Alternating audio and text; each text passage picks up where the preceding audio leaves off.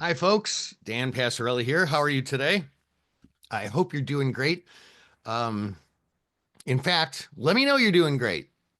Go over to the questions box, please, and tell me how you're feeling today. I hope you're feeling good. I'm feeling good.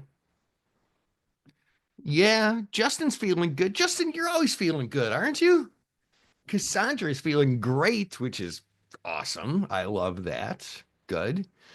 Jeff is feeling great. This is good. Yeah, I said I hope you're feeling good, and people are feeling great. This is better than good.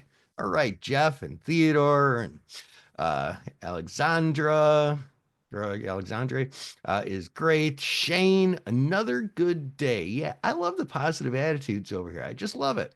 Markets are falling, but we are here, Goncalo. Yeah, exactly. Exactly. Pretty good over here, says Giorgio. All right. Mark, feeling well. All right. Yeah, yeah, yeah. Ben is great. George is feeling great. Okay, good, good, good.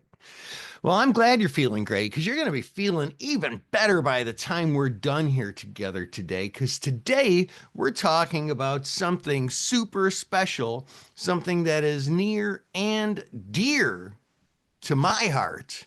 And I think it'll be near and dear to your heart by the time we're done here today, if it isn't already. And that is my 7 options Greeks hacks that you should be using. So, yeah, you should be using those. You should definitely be using those. Now, before we get started, I need to point out options are not for everyone, and you should read characteristics and risks of standardized options before trading. And you can get a copy of that by emailing investor services at theocc.com. Don't trade with money you're not prepared to lose. And everything we're talking about here today is generalized information, not necessarily based on your personal situation, because, hey, everybody's different. That's what makes the world go around, isn't it? So, if you're not familiar with, I see a lot of familiar faces here, and that is wonderful. I love seeing familiar faces. But some people I think are new here today. If you're new here, tell me if you're new here. Is this your first time attending one of my Firstrade webinars? Give me a yes or a no. Is this your first time attending one of my Firstrade webinars? I, it is. Okay, Jeff, welcome. Mark, welcome. Robert, welcome. Holy cow. I certainly love repeat visitors. It's like you're part of the family now. So I hope you guys will be repeat visitors. But if it's your first time, that's super exciting too. So welcome, welcome, welcome. Oh, Cassandra, not to mine, but to mine with Firstrade. That's cool. Okay, awesome. That's great, Cassandra. All right. Okay, well, hey, welcome all the new folks. If you're not familiar with me, allow me to introduce myself. My name is Dan Passarelli, and holy moly, I have been in the options space for a long, long time. I am an author. I'm an author of 2 very popular option trading books, Trading Option Greeks and The Market Taker's Edge. Trading Option Greeks is here. Let me just show you that so you get a kind of a good idea who I am and what I do and such. Um, Holy cow, I originally published this on October 2nd of 2012. Oh my goodness. It seems like only yesterday. But yeah, so let's see here. A little bit of information about me, I guess. So yeah, that was my first book, Trading Option Greeks, here on Amazon. The foreword by William J. Brodsky, who was the chairman and CEO of the Chicago Board Options Exchange at the time. So I'm an author and I'm a trader. Been trading, well, I started trading professionally in 1998. Holy moly, that was last century. And I still trade every day. I am the founder of Market Taker Mentoring. which is the global leader in option trader education. And I collaborate with a lot of folks in the options industry. Some of the top brokerage firms like Firstrade here, right? All the options friendly brokerage firms like Firstrade, as well as some of the, well, almost all of the exchanges, literally globally, I've had some interaction with. Um, yeah, I've been around the block. You do the same thing for over 30 years, and you get around the block a couple times. And I'm a family man, married to my wife Kathleen, who those of you who are in the market taker family, and have joined some of our classes, um, my wife Kathleen. She runs operations here for Market Taker, and I have my two adult children as well. And I do other things besides trading for fun. I'm a runner. I enjoy food and wine and all that stuff. I'm a world traveler and all around the world. I mean, not all around the world, but a lot around the world. And I'm a music person. We're a musical family. Also, I always like to give you a little something extra. So if you are new to options, or if you're really experienced in options, we've got a lot of great free stuff at marketstaker.com. Market like stock market, taker like take what's rightfully yours. Two T's in a row, markettaker.com. And you can just go over here and click on join free and join. And we've got lots of free classes and other free trader resources.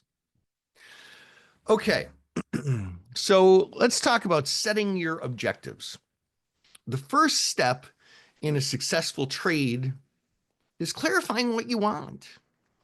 They call stocks and options and bonds and futures, they call them vehicles. And that's not like an obscure coincidence. They do help you get from where you are now to where you want to be. And you probably shouldn't get in the car if you don't know where you want to go. It'd be kind of weird to start driving and not have a destination in mind, right? So we need to clarify what we want. What is your complete thesis? That's a fancy word for your forecast of a stock. Hey, I think the market overall is going to do this. I think because of tariffs, these sort of stocks are going to do better and these are going to do worse. I think this one particular stock has really great financials and is a good one to buy and hold. I think this stock is in a breakout technical pattern, and over the next 3 days could increase by $5. Let's set a complete thesis with what I think the underlying stock will do directionally, by what degree, over what period of time.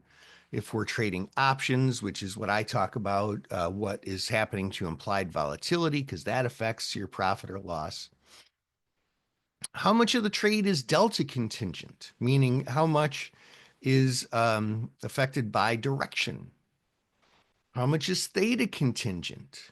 How much do I make as time passes or lose as time passes? How much theta do I want to be a focus of this trade? How much is Vega contingent? How much am I trying to profit from implied volatility, or how much am I trying to hedge off so I don't have to worry about it? So then once I know this, then the Greeks guide my trade. It helps me identify what strategy makes the most sense. It helps me identify what the entry point and the exit point of my trade are, and it helps me identify so much more. The Greeks are really more important than whatever specific options I trade. I mean, you know, uh, my choice is what options I trade, but what I really need to do then is narrow in and say, what do the Greeks look like? If I don't like the Greeks picture, then I have to change the option makeup. So the first thing that I want to talk about here is estimating the option price using delta and theta. So let's say I'm studying a stock And well, let's do that, right? I'm studying a stock. Uh, Cassandra, tell me a stock that you're looking at. Maybe one that you're bullish in, or especially one that has like you just might want to buy a call or buy a put. If not Cassandra, then somebody else. Oh, Palantir. Oh, yeah. Okay. I love it. Yeah, that is one that I trade. So let's see here. We go PLTR. What's if you don't mind sharing with us, Cassandra, what is your thesis on that? What are you looking for it to do? Not what do you want it to do, but what do you think it'll do? Important distinction there. And while you're telling me, I'll pull up a chart. Upward price movement. Yeah. Okay. So here's a great question um because Palantir is one that I had in my IRA for a long time. I bought it. I forget what price I bought it. Maybe uh 25 or something. I was sucking wind. I was underwater on that one for a while. Or maybe I bought it at 40. I don't remember. And then, this big up move really helped. And I kid you not, on this day, February 19th, I had a very busy day. And I was looking at a covered call in there because I was like, can't go up forever. It's got a high multiple. I'm going to sell some covered calls. And then I got busy and I couldn't get back to my trading. And oh, what a bummer. I kind of missed the boat. So I also think that there is upward potential in Palantir. But here's the important thing. Here's the important question. Over what time period, right? What are you thinking, Cassandra? You think, and I don't know if I say Cassandra. I'm from the Midwest, so I tend to hit those nasal A's, Cassandra. But I don't know. Next 2 or 3 years in this administration. Yeah, yeah, yeah. And for a company like Palantir, the administration really matters, right? So 2 or 3 years. So that is a very different answer. All right. Thanks, Cassandra. You can tell I'm from Chicago. So yeah, in the next 2 or 3 years is a very different answer than the next 2 or 3 days. Very different answer than the next 2 or 3 weeks or months. We're going to choose a different strategy if we think it's 2 or 3 days than we will if it's 2 or 3 years. Because, whoops, that's fine like that. Let's take a look here. If we go to options and we go to PLTR, get option chain. Oops, I forgot to hit a button there. PLTR. So, I mean, first of all, either way, we probably wouldn't be choosing February 28th expiration. I mean, if we look at well, let's just take it out to the third Friday of March, regular monthly expiration. If I were to buy the 90 calls, well, I mean, first of all, first choice is I've got to give myself enough time for this move to play out. So probably a longer term option or covered call, buy the stock and sell calls or a poor man's covered call. Holy cow, we've got all these choices already. We just started. Sell put credit spreads. I will talk about some of those things later. Actually, Palantir is probably going to be a good example to use for many of these. And Jason, I see your Google one. We'll talk about that one on one of our examples. So first of all, I definitely couldn't use this. But like, let's say for a moment that our time horizon was 2 weeks, 15 days. Okay. So, first of all, I always like to buy a little bit more time, and there's a reason for that. Greek's analysis here.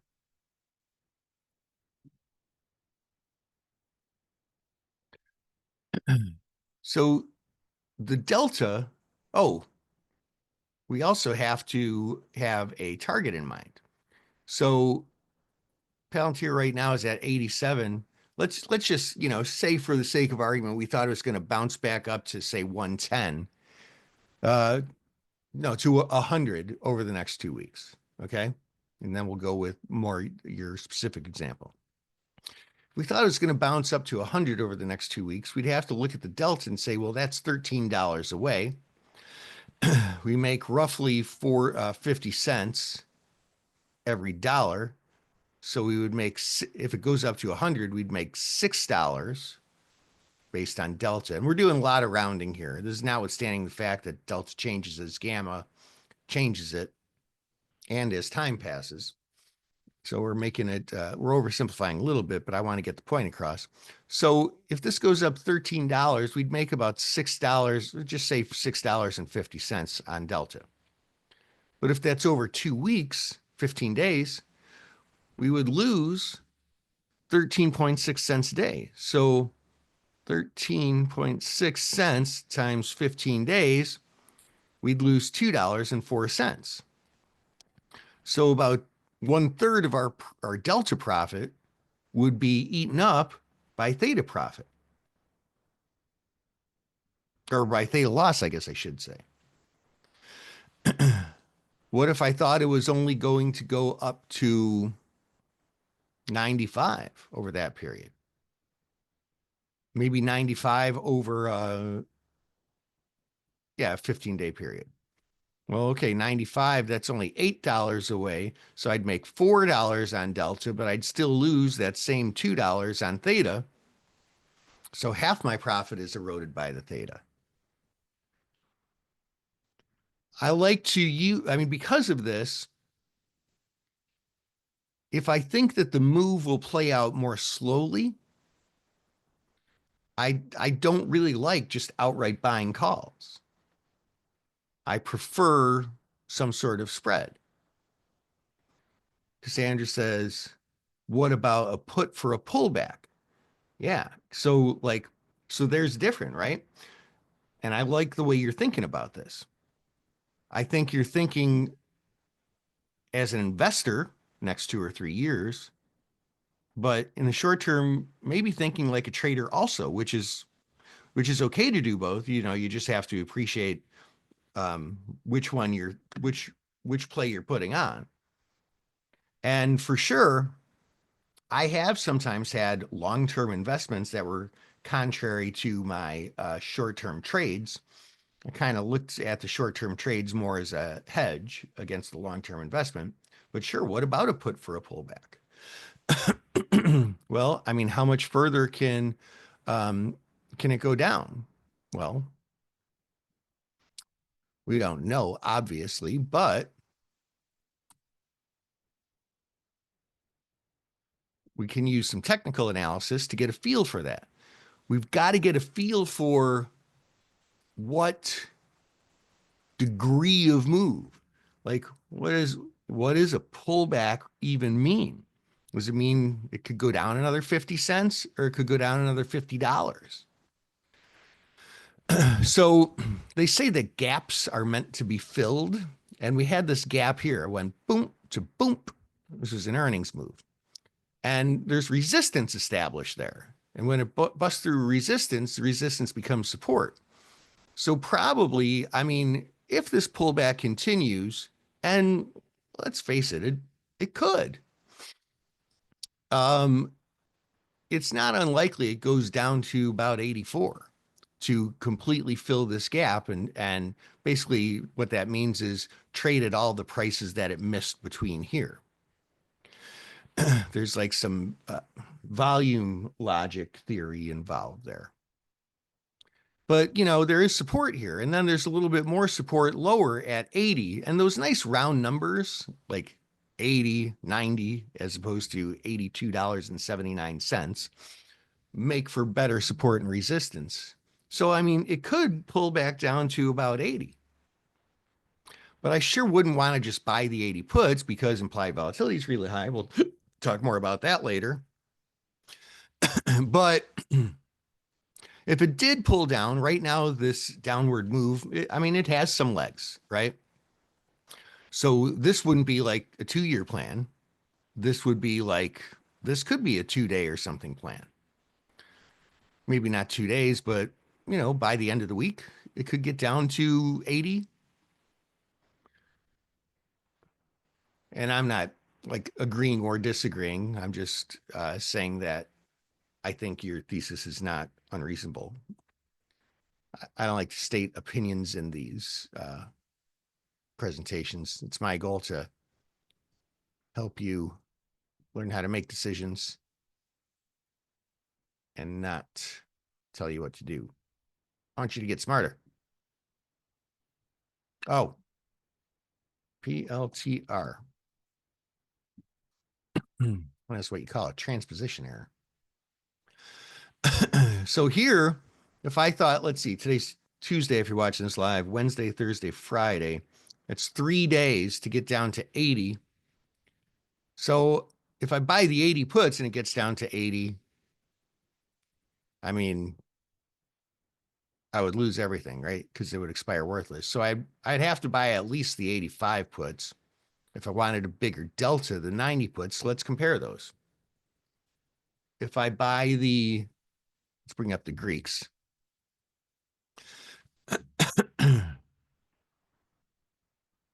If I buy the 85 puts and it falls to 80, I'd make about $7 times a 40 delta. That's $2.80 over the next 3 days. In Theta, what did I say, $2.80? Over 3 days, I would lose 36 cents. Wow, that sounds pretty good. I barely lose anything as a result of Theta. Whenever I buy options, I'm always losing something as a result of Theta. So there's always this trade-off between delta and Theta. If I buy the 90 puts, I have a bigger delta. I would make $3.50 and I'd still lose just about the same as a result of Theta. So I'd make more on the same move. If I did like the March 7th expiration, which is buying just 1 week, one extra week of time, and I buy the 85 puts, my delta is about the same. So I'd make $2.80 over that $7 move. But my theta is a lot bigger. Over 3 days, I'd lose 66 cents. So if I'm going to buy the 85 puts, I'd actually be better buying those March 21 puts. All right, we've got a lot more things to talk about. So I at least hopefully put a nice seed in your head to think about these things. Cassandra says down to 80 and then sell a put. Yeah, that is a trade that I like to do under the right circumstances. If you can buy the 85 put at what did I say the put price was here? It tends to work better if we have a little bit more time here. Buy the 85 puts at 495, and then if it goes down to 80, like in a day or two, sell the 80 puts for more than 495. Then I legged into a no lose situation. I love doing that. But then you have to balance. Should I just take this nice hefty profit, or is there an advantage to to doing that? Sometimes there is, sometimes there's not. Okay, good stuff here. Good stuff. Man, you guys have great ideas here today. How about an income trade comparison with Theta? Excuse me, I have to stand up here. Oh yeah, William said on that one, maybe selling options would be better than buying. I think that'll come up. Well, that's going to come up right now, actually. Let's look at another case study. Maybe maybe what William is saying here could make sense. Palantir, well, like there's a couple of things here. One is when you're when you expect a lot of volatility, it's usually better to be long options. Notwithstanding what we're going to talk about when we talk about Vega. Um, so with the Palantir one, I might be a little nervous because if I'm going to sell for the short term, I'd be selling like a call credit spread. But let's use Jason's example here. Jason just got in on the dip in Google. Googl. Let's take a look at what Jason did.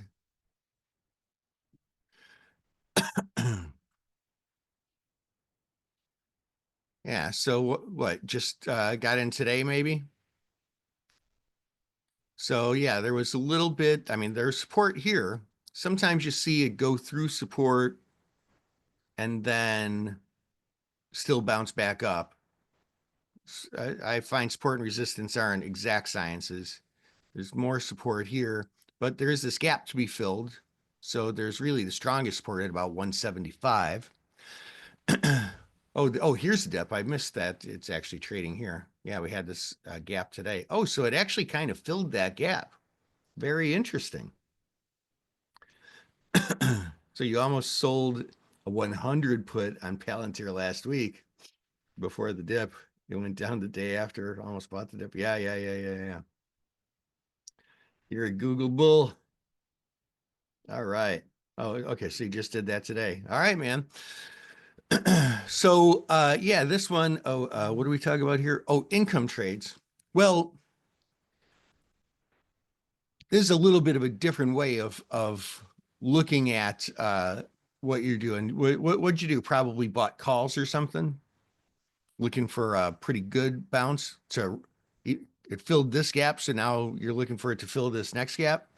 Because another thing that a lot of people do with dips is um, when markets go down, implied volatility goes up. What does that mean? Well, implied volatility going up means options get more expensive. Well, you bought the stock, not options. Okay, yeah, fair enough. Okay, cool. You know what? Well, actually, this is one thing that I do quite a bit in my IRA is I sell puts because you get a positive delta, you get the benefit of time passing, and you get the benefit of high implied volatility when stocks fall. So let's explore this. What'd you say? I just deleted your comment. You bought it at 175 and change, right? This is not oops, oh my goodness. This is not something I did, but let's take a look here for a second. Trading, oops, trading options, Googl, get the option chain.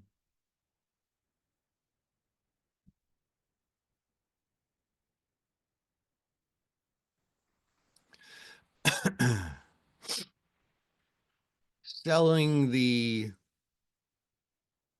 175 puts that expire on Friday, you don't really get a lot for that. So if you got a pretty good solid bounce between now and Friday, like if it bounced up to 180 or higher, you don't really make enough. If sold the March 7th expiration 175 puts, well, you don't really make enough either. How do we really evaluate this? Well, I mean, the best way to do it is to look at the Greeks, right?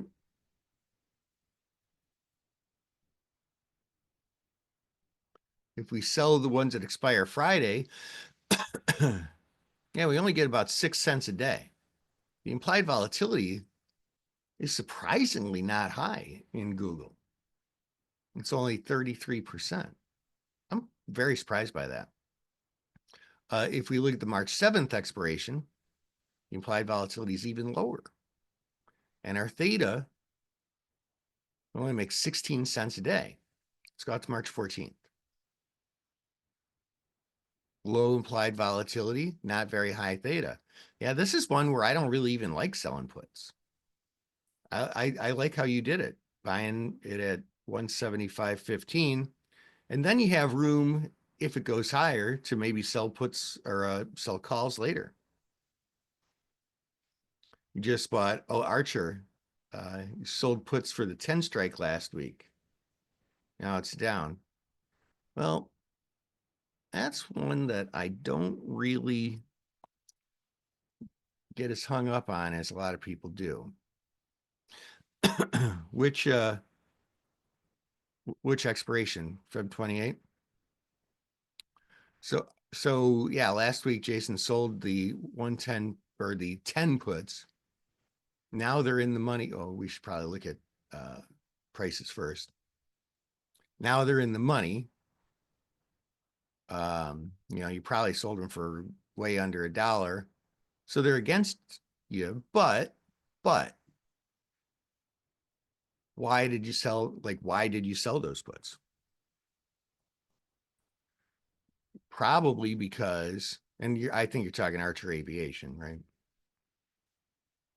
There was another stock that had a similar symbol, but it was recently taken over. So yeah, this is one, it's a short squeeze candidate, had a pretty decent move, and not your typical short squeeze where it spikes up and zips right back down. So, you're probably considering buying it around 10ish. Took in, I don't know, let's assume you took in like 50 cents. So your effective purchase price was 9.50. So, I mean, you're doing 50 cents better than, oh, here, wait, he just got me.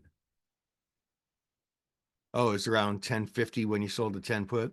Yeah. So, I mean, you liked it enough that you were thinking about buying it at 10.50. Oops, I think I just deleted the wrong comment there. Um, but you actually got in at the 10 strikes, so 50 cents lower. If you sold that put at 50 cents, it's even 50 cents lower. So you got in, like, you got rid of $1 worth of risk. Like, nobody could have predicted this down move. I mean, don't get me wrong. There's a lot of folks who've been looking for a pullback, but the market wouldn't have been up so high if everybody's looking for a pullback. The pullback would have already happened, right? So, it's not something you can predict. So, I mean, you saved yourself $1 on this down move. I mean, you basically made a winning trade, arguably. Even if it's a losing trade, you lost a lot less than you would have. So, no one could argue that you didn't make a smart decision by doing it that way. And then, if and when it bounces back up, you're back in. Maybe you can sell the 12 calls or something. Boom, boom, boom. You'll hold the shares. Yep, yep. I love it. I love the way you think, man. I love it.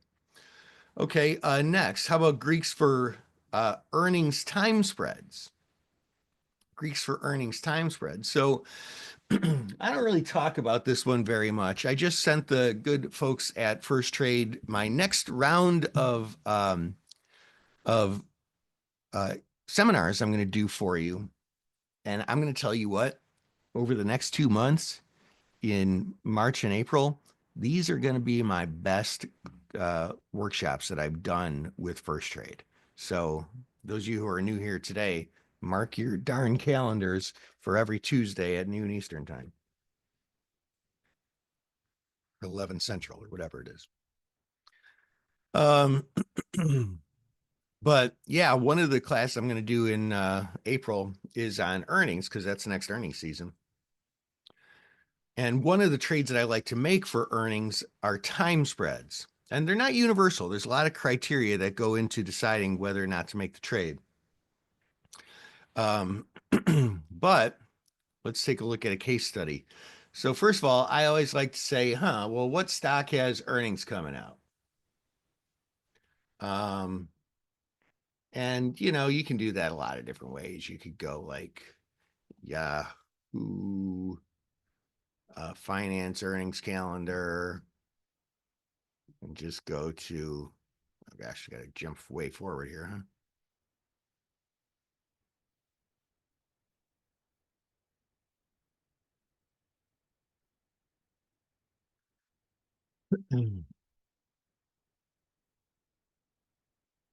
Well, there's still a lot of stocks that are announcing earnings. It seems like earnings season would be over almost, but it sure isn't. There's 632 companies announcing earnings tomorrow. There's 735. Holy cow.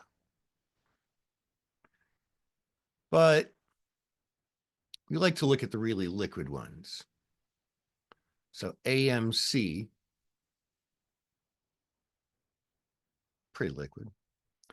I'm not going to, so listen, I'm just giving an example here. I'm not going over my entire time spread plan because that would be an hour class. That's why I'm going to do it for you in April in earnings season.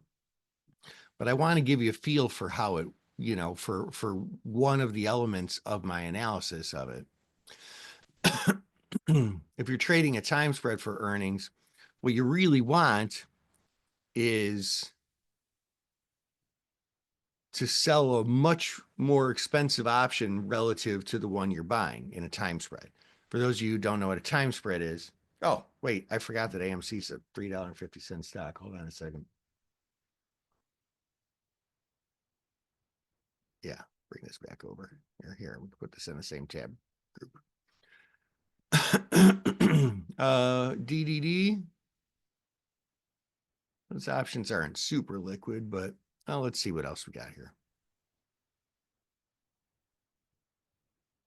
American Tower, those options are kind of liquid. Last time I recall looking.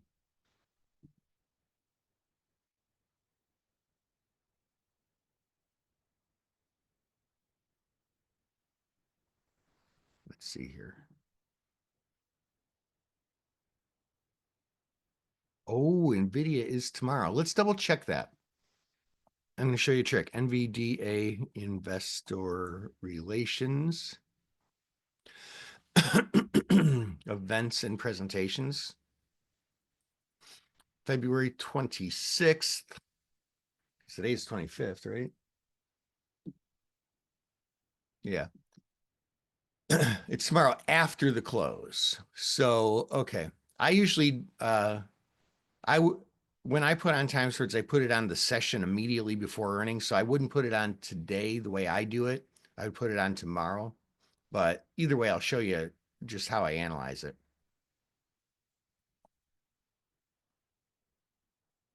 I could have some room to move the market, huh? So I look and basically you want to buy the time spread for as cheap as possible. But which time spread?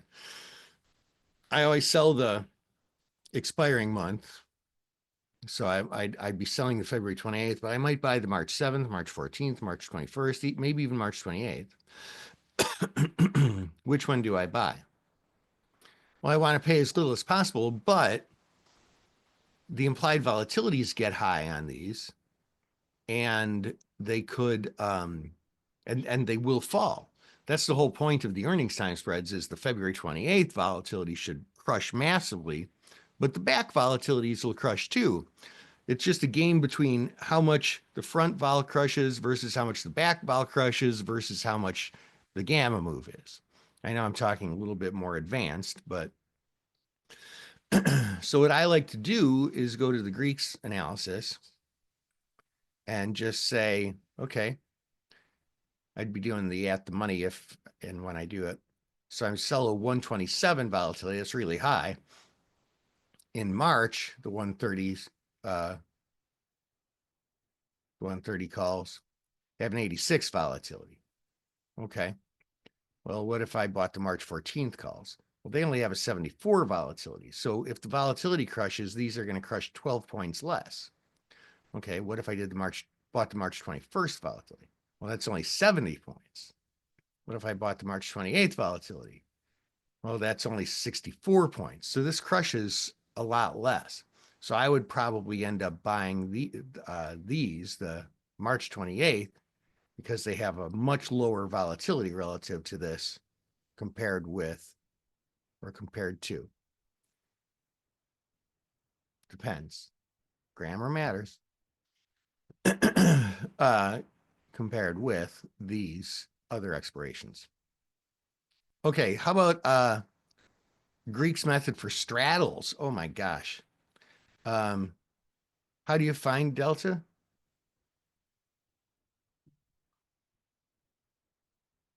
Let's see. Jim asks, how do you find delta? Yeah, you just have to go when you're in the option chain, just pull up Greeks slash analytical, and this column is delta. Very, very useful stuff, Jim. Um, with IV and VIX being high, maybe selling would be. Oh yeah, we talked about that, William. Well, we talked a little bit about that.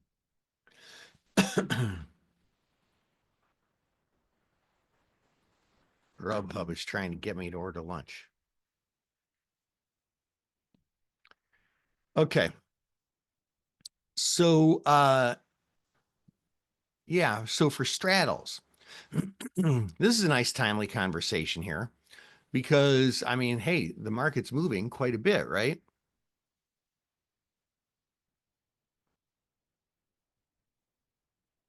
I mean, just whip, whip, whip. Actually, on Friday, I put out a daily video every day. Was that on Friday? Sometime last week. I want to say maybe it was Wednesday last week. My daily video talked about buying that it's a good time to buy straddles because volatility was cheap.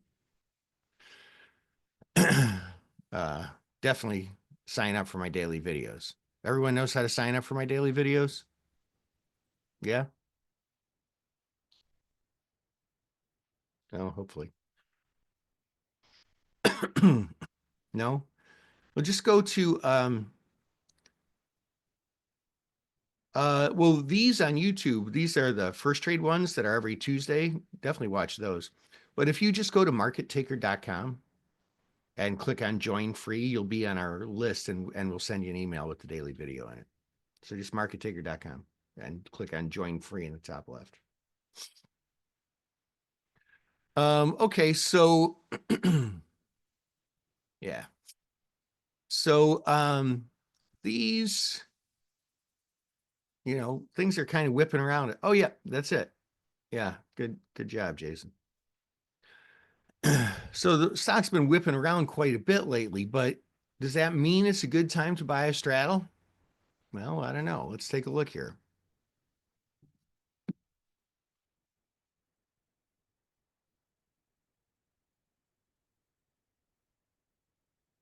Hmm. I mean, one way to look at it, I mean, first of all, whenever you're looking at straddles, if you think you always want to buy about 3 times as much time as you think you'll need. If you think the move will happen in a week, you want to buy at least a 3-week option. If you think it'll happen in a month, at least a 3-month option. And I'm going to tell you why in a minute. So let's say we think the stock can move pretty good in, well, let's say the 25th, you know, a week.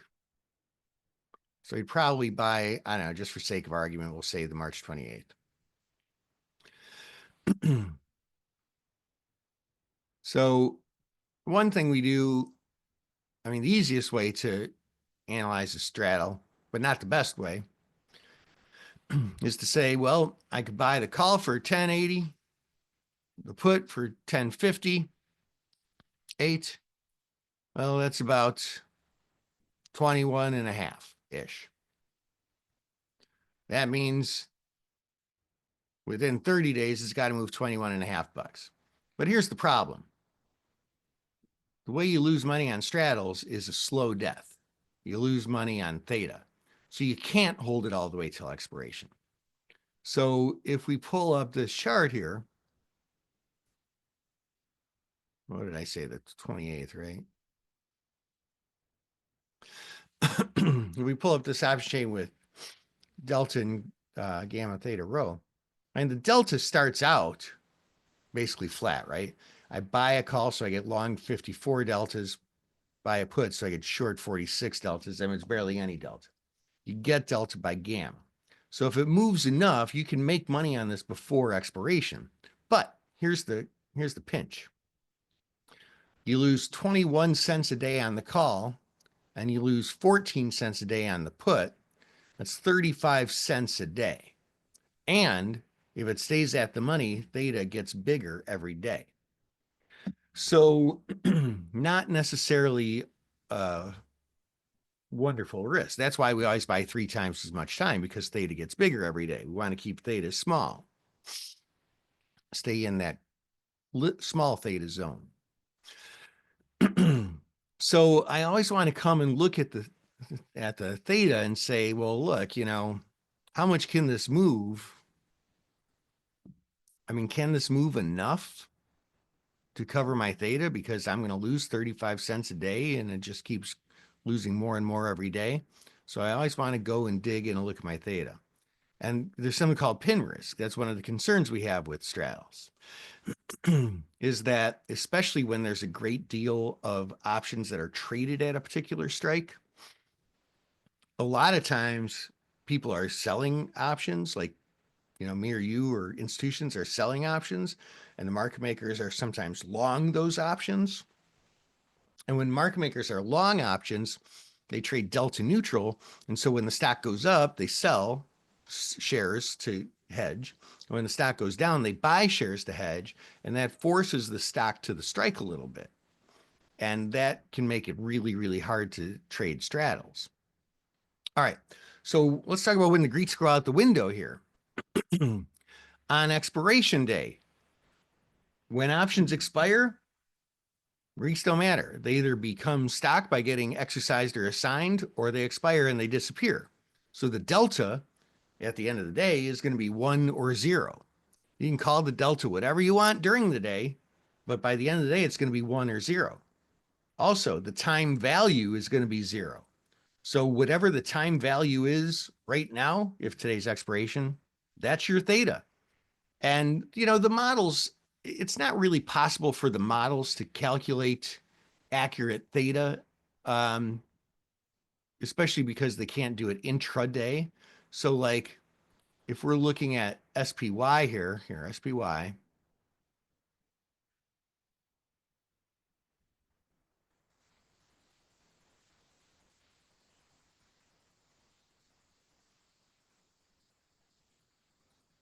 I think I goofed something up here. Sorry about that. Let's go back. So here, trading, nope.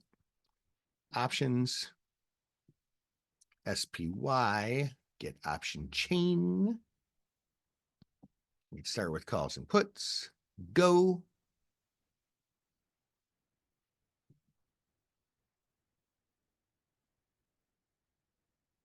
Well, I don't know. It doesn't matter. But either way, the thing with time value is at the beginning of the day, could say the theta is 50 cents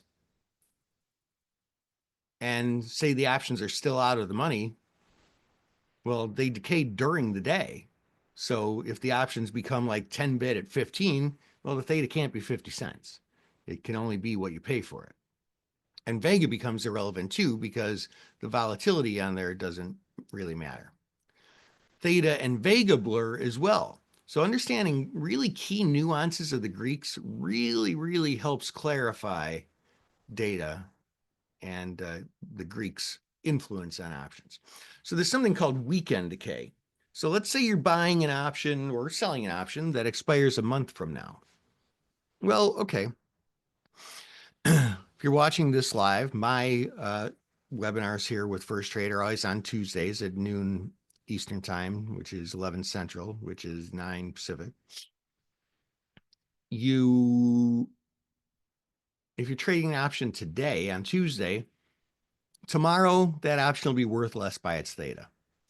Wednesday, the option will be worth less by its theta, than it was today. When we get to Thursday, everybody knows the weekend is coming. And options value changes over the weekend. The price doesn't, but the value does, because events can happen on Saturdays or Sundays.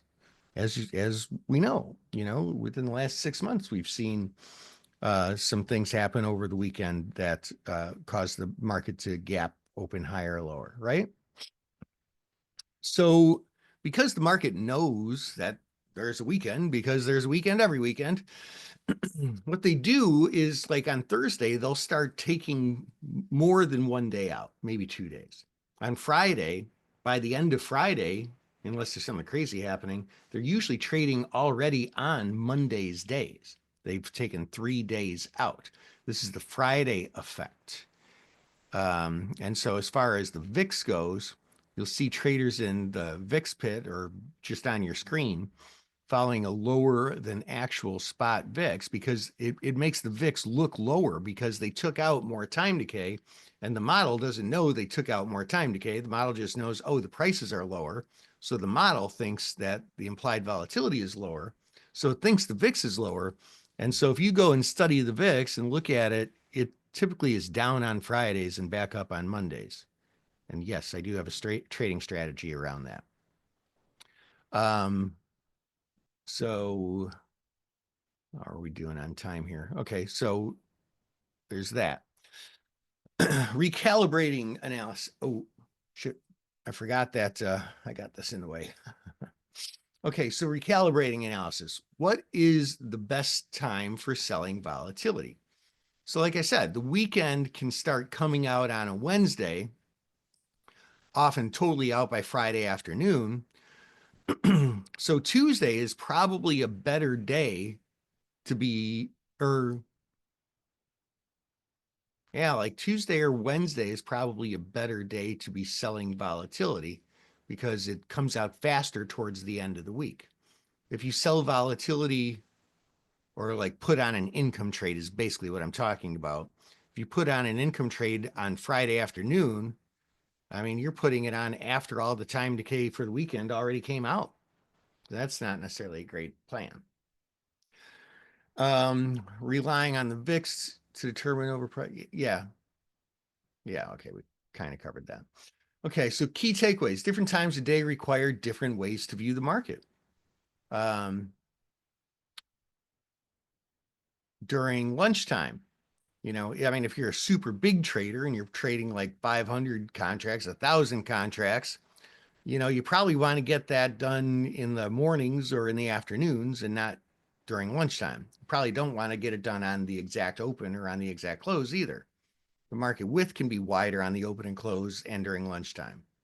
Likelihood of a trend, uh, trends are established in the morning typically. Okay. Yeah, okay, we covered that. What else we got here? Time of year dependent. Different indexes rebalance at different times of the year. I mean, some people trade rebalances. Earning season. Trading during earning season is very different than trading not during earning season. On days when there's Fed announcements, which are about every 6 weeks, it's different trading on that Wednesday. Well, sometimes that Tuesday, that Wednesday, and that Thursday. All three of those days are affected. Holiday times like Thanksgiving, for those of you who are in the US, market's closed on Thursday and it's a half day Friday. And like the big traders are, sleeping off the tryptophan on Fridays. So they're probably not in. So there's not a lot of volume on Fridays after Thanksgiving. It's just different. And the year window dressing. Another interesting point is effective delta. So this is kind of interesting. Let's talk about this for a minute. And then, what did I just do? Oh, I didn't mean to do that. Hold on a second. So this is what I call effective delta.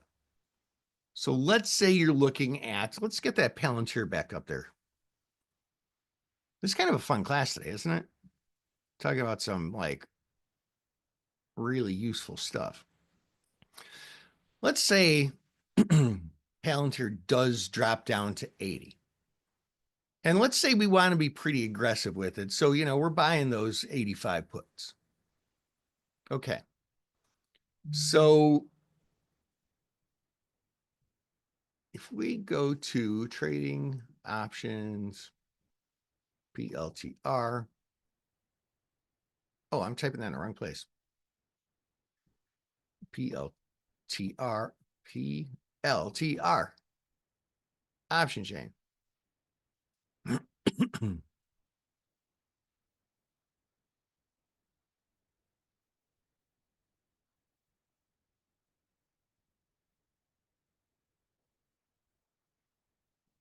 My computer's doing some weird stuff today, folks. I apologize about that, but I can just share the idea here with you. So the idea is, let's say the delta of those 85 puts is, what do we say it was before? Let's just call it 45. Well, okay, if I think it's going to, or let's just say it's 50, right? Okay, I think Palantir is going to go down $7. Okay, if it does, if the delta is 50, I'm going to make $3.50. But here's the thing. Palantir's already got some panic in it, right? So people are buying up those options, making them more expensive. And that means the implied volatility has been going up. Well, if it goes down still another $7, implied volatility is going to go up even more. When you're long options and implied volatility goes up, that's good. You make money. So you'll make money on Delta, but you'll also make money on Vega. So it's kind of like, and because when stocks go down, with most stocks, when they go down, their implied volatility goes up. And when they go up, their implied volatility goes down. To the downside, like your put deltas you make more on your puts than your delta says because you make it on Vega too. So your effective delta is actually bigger than what your delta shows if you combine it with your expected Vega profit. If you buy calls, your delta is actually a little smaller than what your delta shows. Because if it goes up, you make money on the delta of your calls, but Vega goes down, so you don't make quite as much. So what I call your effective delta is smaller to the upside and bigger to the downside. All right, folks, do we have any further questions before we call it a day? This is good stuff here today, wasn't it? Gotta run. Okay, see you, Cassandra. We'll see you next class. And yep, catch you next time. And I'll see you in Market Taker when you're watching my video. Well, you'll see me. I won't see you, but all right. Have a great rest of your day, folks. Trade smart, and I will see you next Tuesday. Ciao.